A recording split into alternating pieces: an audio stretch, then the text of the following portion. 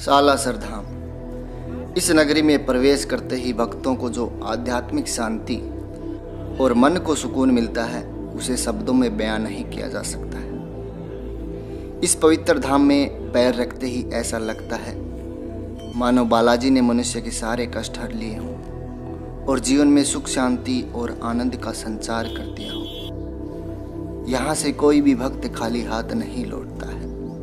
नमस्कार दोस्तों, मैं कुलदीप शेखावत आज आपको बताने जा रहा हूँ सालासर धाम के बारे में, जहाँ वर्ष भर में लाखों लोग यहाँ देश के कोने कोने से दर्शन करने के लिए आते हैं। सालासर बालाजी का सिद्ध धाम राजस्थान के चूरू जिले में स्थित है। सालासर गांव का नाम है और बालाजी का जो मंदिर है वो सालासर कस्बे के ठीक मध्य में स्थित है। सालासर जयपुर बीकानेर राजमार्ग पर सीकर से लगभग 55 किलोमीटर और सुजानगढ़ से लगभग 24 किलोमीटर दूर स्थित है। चलिए पहले इस पवित्र धाम के स्थापित होने की कथा को समझते हैं। दोस्तों, उससे पहले कमेंट में एक बार सालासर दरबार का जयकारा जरूर लगा दें और चैनल पर पहली बार आए हैं तो सब्सक्राइब कर लें। सालासर बालाजी की मूर्ति प्रकट होने की कथा कुछ इस प्रकार है कि सालासर में रहने वाले संत मोहनदास जी महाराज बालाजी के परम भक्त थे। उनकी भक्ति से प्रसन्न होकर एक बार बालाजी ने उन्हें सपने में दर्शन दिए और आसोटा गांव में मूर्ति के रूप में प्रकट होने की बात बताई। उधर नागौर जिले के आसोटा गांव में रहने वाले एक किसान अपने खेत में हल जोत रहे थे तो उन्हें हल के निचले हिस्से शीत से कुछ टकराने का एहसास हुआ और एक गूंजती हुई सी आवाज़ सुनी।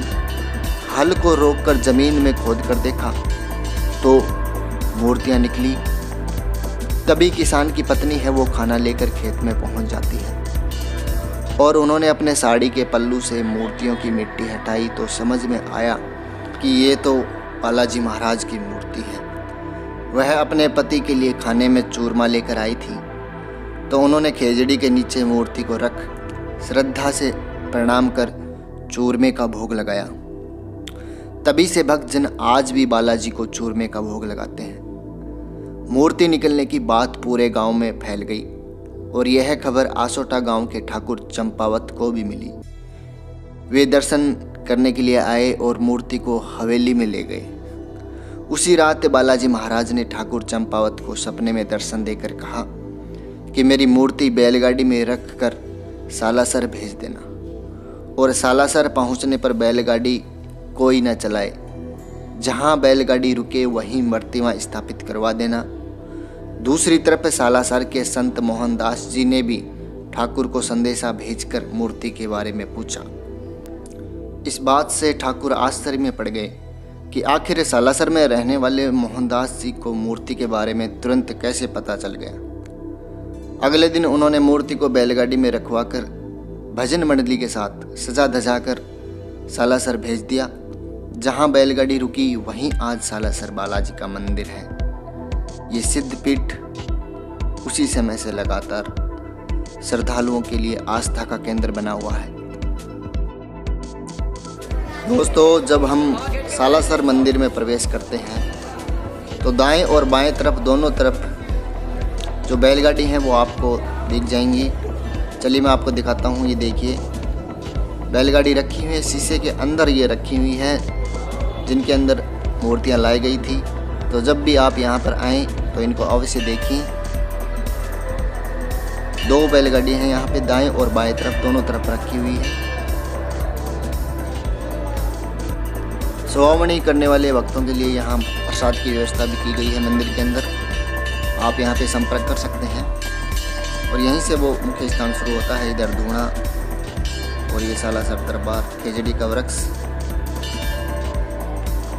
यहीं खेजड़ी के वृक्ष के नीचे छोटे बच्चे होते हैं, उनके जड़ूले वगैरह यहाँ उतारे जाते हैं।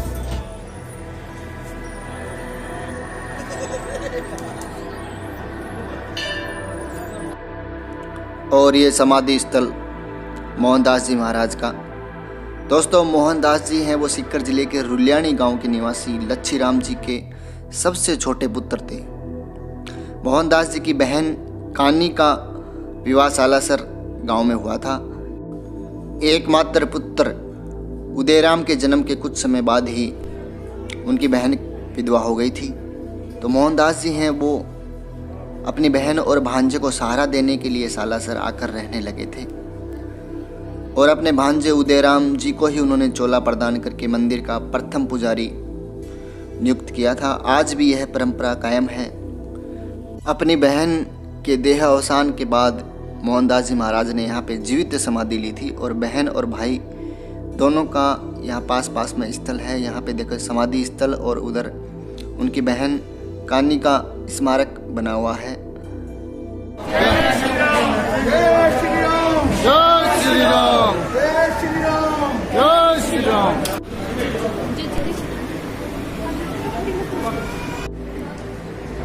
जो हमें बोलेगा मैं बताऊंगा।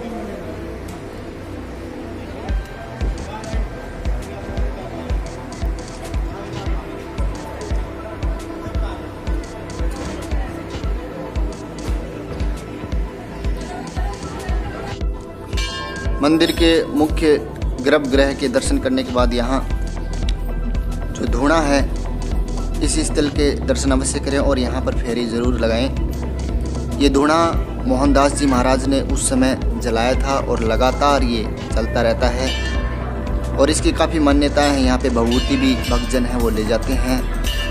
कष्ट निवारक और दुखों को हरने वाला माना जाता है। और दोस्तों पास में यहाँ पर आरती हॉल है। यहाँ पर आप बैठकर सुंदरकांड, हनुमान चालीसा इत्यादि पाठ कर सकते हैं बैठकर।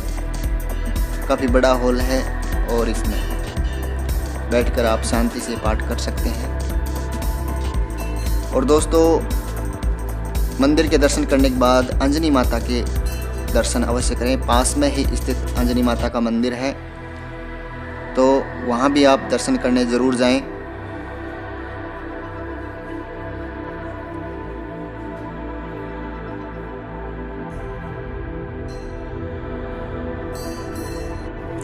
सालासर की हनुमान सेवा समिति है की व्यवस्था काफ़ी बहुत अच्छी है। यहाँ पे साफ़ सफाई स्वच्छता बहुत सुंदर और बहुत सारी दुकानें हैं सालासर के अंदर। आप खरीदारी भी कर सकते हैं।